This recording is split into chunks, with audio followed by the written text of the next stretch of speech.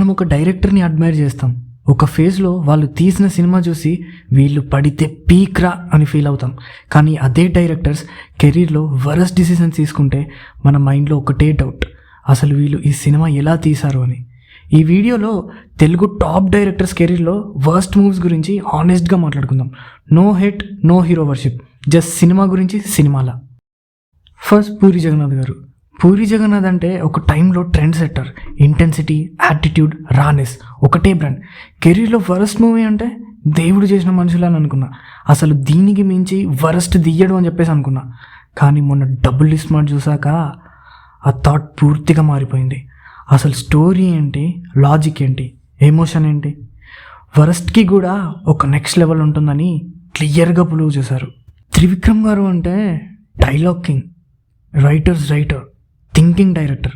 అలాంటి వ్యక్తి అజ్ఞాతవాసి తీశాడు అని అంటే నిజంగా ఇప్పటికీ కూడా నమ్మబుద్ధి అవుతలేదు. అసలు story flat, characters hello, emotional connect zero. ఇది త్రివిక్రమ్ గారి కెరీర్లో మాత్రమే కాదు, పవన్ కళ్యాణ్ గారి కెరీర్లో కూడా one of the worst films. Harish Shankar గారు షాక్ మూవీ తీశారు అంటే నిజంగా నమ్మబుద్ధి కావట్లేదు. అసలు ఆ స్టోరీ టెల్లింగ్, ఆ టెన్షన్, ఆ ఇంటెన్సిటీ అండ్ ఆ క్లారిటీ, షాక్ చూస్తున్నంతసేపు ఒకటే ఫీల్, సినిమా మీద గ్రిప్. అది ఫ్లాప్ మూవీ అయినా సరే హరీష్ శంకర్ గారి కెరీర్లో ఒక జాన్ విక్ లాంటి సినిమా అది. Pure focus, no distraction. కానీ మిస్టర్ బచ్చన్ ఏంటండి, అసలు ఏం చూస్తున్నామని కూడా అర్థం కాలేదు. మొత్తం సాంగ్స్తో, రోత కామెడీతో, టెంప్లెట్ సీన్స్తో నింపేశారు. షాక్లో ఉన్న సీరియస్నెస్, క్లారిటీ, ఇంటెన్సిటీ ఇవి అన్నీ ఎక్కడ? ఇది ఎవల్యూషన్లా లేదు, కంప్లీట్ డీవియేషన్ లాగా ఉంది. ఇక మన టాలీవుడ్ న్యూటన్ గారు, అదే మన బోయమామ గారు. వినయ విధేయరామ అండ్ స్కంద చూసి ఇది లిమిట్ ఫార్ములాస్ రా అని అనుకున్నా. కానీ అంతలోనే అఖండ 2 అని ఒక అన్సాల్వ్డ్ ఫార్ములాని తీసుకొచ్చారు. అసలు సినిమా చూస్తుంటే మైండ్ వర్క్ అవ్వడం మానేసి జస్ట్ సర్వైవ్ అవుతాం. లవ్నెస్ పెంచడం కాదండి, క్లారిటీ పెంచాలి సినిమా మీద. కొరటాల శివ గారు అంటే ఒక ఫేజ్లో సాలిడ్ హోప్ ఉండేది. భరత్ అని నేను, జనతా గ్యారేజ్, శ్రీమంతుడు ఇవన్నీ చూసాక నిజంగా టాలీవుడ్కి ఒక మ్యూజియం దొరికాడు అని ఫీల్ అయ్యా.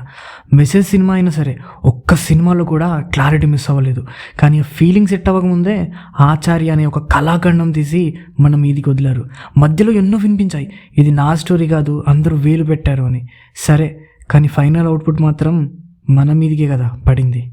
ఇంకో డైరెక్టర్ ఉన్నాడు, ఆ డైరెక్టర్ కెరీర్లో ఏదైనా వరస్ట్ మూవీ వెతికితే దొరకడం లేదు. ఎందుకంటే ఆ డైరెక్టర్ కెరీర్లో అన్ని వరస్ట్ మూవీస్ ఉన్నాయి.